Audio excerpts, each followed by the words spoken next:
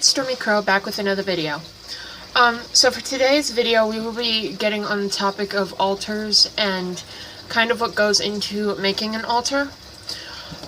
Yesterday I made a poll on my Instagram and asked what you guys would like for the topic of today's video, and it was a close call between talking about storm magic, which is the other type of magical path that I follow, and today's video, which is altar basics. Of course, you guys picked altar basics, which is a great topic, and I will try to do my best to give as much detail about altars as I can. I will probably go and post another video sometime, probably like Tuesday or something, on storm magic, so you guys will also be able to see that video for the people who wanted to see that video. I will be probably holding another poll around like Friday-ish. So if you guys want to see that, then go ahead and look on my Instagram. The link will be in the description below. And yeah, that poll will probably be about Friday's topic for that video, which will probably be either talking about how I came out of the broom closet in more detail. Unlike the All About Me video, it'll probably be just about how I came out of the closet, and also, if she can, my sister will be joining us for that video, and kind of get into how she saw witchcraft beforehand and how she saw it when I'm in the craft, and what she thought when I came out of the broom closet. The other video I'm not sure of yet. It will probably be about another tool to go into the witchy tools playlist. So yeah, let's get into this video and let's get talking about some altars. So many people know there are various types of altars. The average altar is just a regular altar. It's a place where the witch works, where they hold spells and do all their workings, and then that's really just the main type of altar.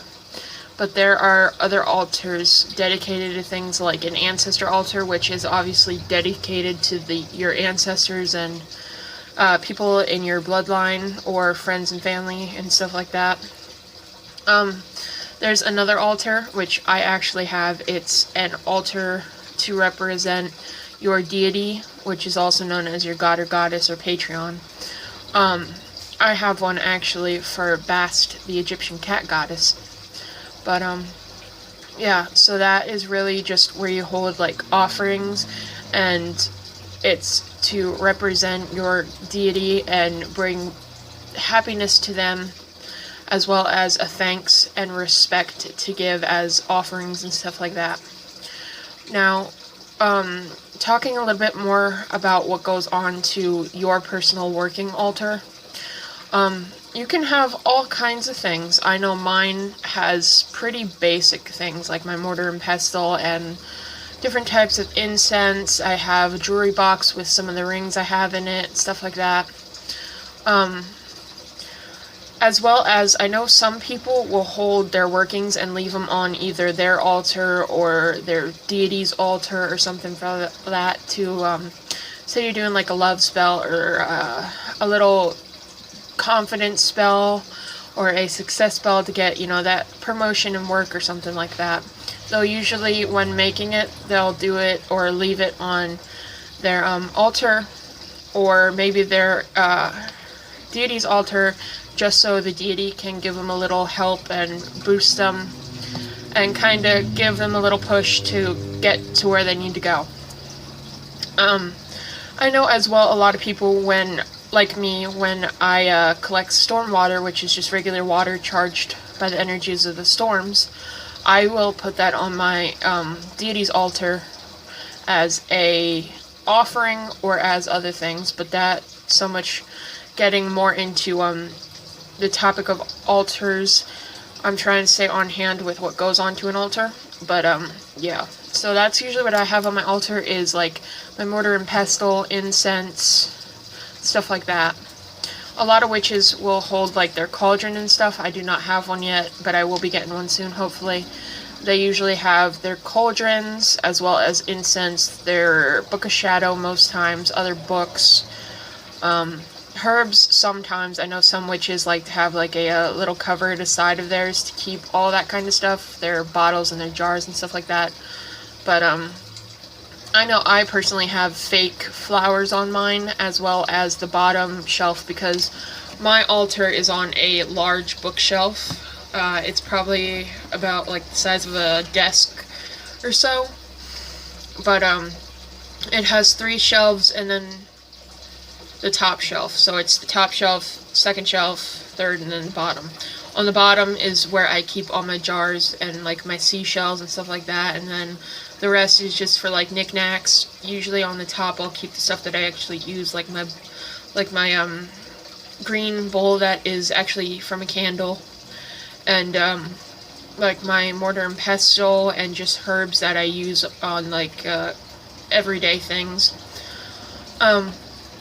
I know a lot of times people will also put like certain stones on their altars to resonate energies, as well as stuff for protection. I actually have a little protection bottle that I posted, and I know some people may keep those kind of things on their altar. I personally don't. I have them on my windowsill, and yeah. So, altars can be on any surface. Some of them have altar cloths. Mine personally doesn't, because I like the wood that my altar sits on. Usually getting into ancestor altars. I do not have an ancestor altar because I don't know my ancestors very well, and yeah. But a lot of times it's just a picture of the ancestor or ancestors that you're wanting to give thanks to, and offerings and incense and stuff like that. I know there are also divination altars, which are for obviously divination. On there you might have your tarot deck. I don't know if people call them tarot decks or tarot decks.